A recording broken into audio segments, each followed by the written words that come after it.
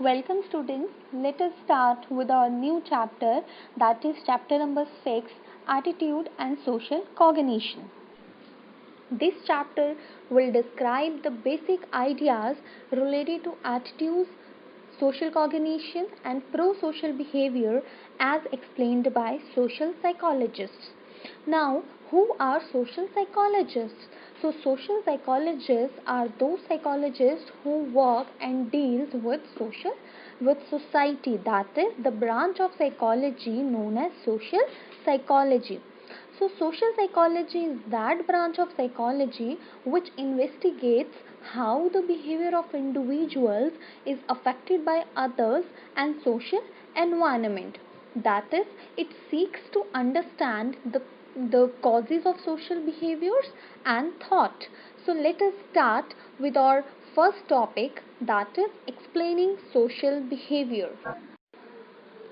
So let us try to understand first what is social behavior.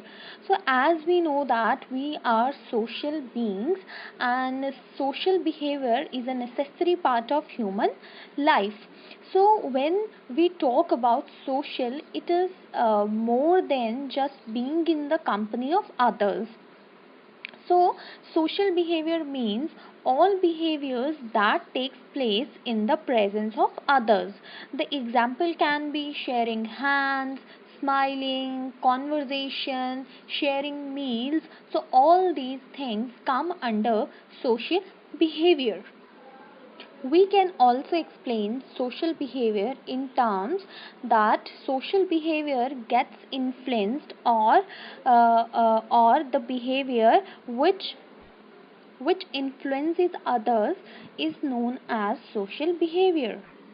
The best example to describe this is students, when you memorize a poem and recite it when there is nobody in the room. So uh, so at that time you do not face any problem in doing this when you are by yourself. But if you have to recite the same poem to an audience, so your performance gets influenced because you are now in a social situation. So students, the presence of other or the gathering of large number of audience may change your performance. So this is the example that demonstrate how social environment influence our thoughts, emotions and behaviors in a complex ways. So, social psychologists have explained various forms of social behavior and how the behavior is affected by others and social environment. So, students, for understanding the causes of social behaviors and thoughts, we need to understand first the various terms for explaining social behavior are: number one is attitude, then the impression formation, attribution, social cognition, schemas, social facilitation, inhibition, and pro social behavior. So, let us start. Now, our first topic is attitude. All of us form attitudes or way of thinking about specific topic and people. So, attitude is a state of mind regarding an attitude object. So, now what is an attitude object? Attitude object can be anything. It can be a person, a group, an idea, or an object. Thus, attitudes are simply evaluations of an attitude object. So, students, attitudes are relatively stable dispositions to think, feel, and act in a particular manner. Attitudes are not innate, but people learn them in the process of socialization. We may hold some attitudes with great certainty, while our attitude towards other objects or issues may be relatively unclear or uncertain. So students, you need to understand that attitudes are different from or attitudes are not merely opinions or thinking. It is more than that.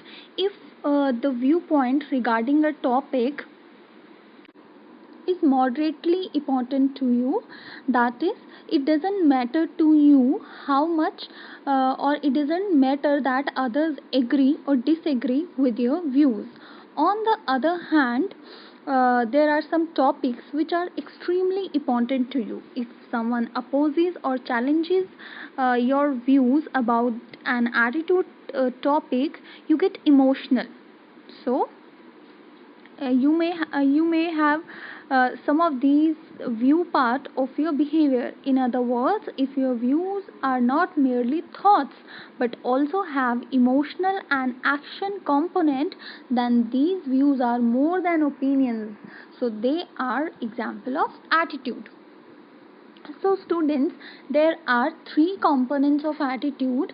Number one is cognitive, then behavioral, and then the emotional, that is affective component. So let us try to understand these components in detail. The first component is cognitive component. So cognitive, as we know that cognition means related to thinking. So that means your thoughts regarding a particular attitude object is known as or is covered under cognitive aspect. Then the next component is affective aspects. That means if anyone or someone opposes or challenges your views regarding an attitude object, so you get emotional. So this comes under behavioral aspect or behavioral component. Then this comes under affective component, that is emotional component. Then we have third component, that is behavioral component. So behavior means related to your actions, related to an attitude object. So if there is a consistency between what you think and what are your actions or what you do, then taken together, the cognitive, affective and behavioral components forms an attitude. So students, now I hope that it is very clear that attitude is not just a thinking towards an attitude object. Instead, it involves your thoughts, it involves your emotions, it includes your actions towards an attitude object. That means there is a consistency between what you think, your emotions and your behaviors regarding an attitude object.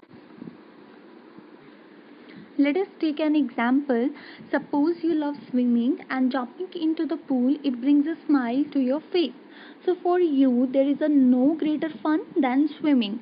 So you also know that swimming is an excellent exercise and a great way to stay in shape. You have a positive attitude about swimming. So the description of swimming illustrates the three component of an attitude, that is affect, that is related to the emotion, cognition related to the thought, and behavior, that means actions. You love swimming, it is a great fun. So these feelings highlight the affective component, that is emotional component. Then the knowledge about the activity constitute the cognitive component of an attitude. You understand the health benefits that swimming can bring. So finally, attitudes have a behavioral components. Our attitudes prompt us to do or say something. So you change into a costume and jump into the swimming pool. Next term that comes under explaining social behavior is impression formation.